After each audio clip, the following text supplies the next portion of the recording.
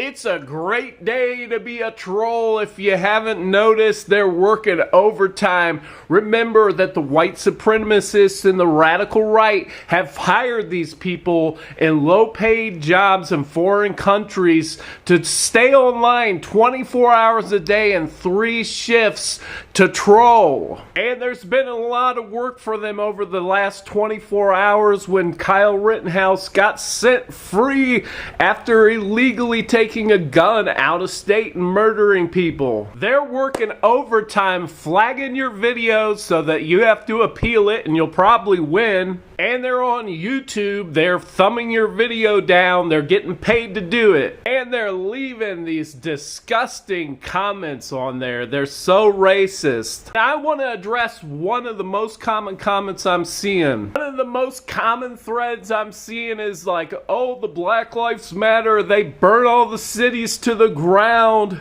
First of all, I don't know of one city that's actually burnt to the ground, but anyways, even if you believe that they were destroying property and looting, let me tell you something they weren't doing. They weren't at the Capitol trying to overthrow the results of our election and permanently revoke Americans' right to vote. That's what the neo-Nazi radical right party was trying to do on January 6th, and it makes it one of the most egregious attacks on America ever conceived. Secondly, the January 6th people, they're fighting an imaginary battle. They always are. Even the top RNC people are starting to admit, yeah, the election was not rigged. In fact, it was one of the most secure elections ever. Not only are the Black Lives Matter protesters fighting something real, the ironic part about it is that the same racists making all these comments are the reason they have to fight that battle. There's so many layers of irony here that it'll make your head explode. Think about it. These people, they don't pledge their allegiance to the United States.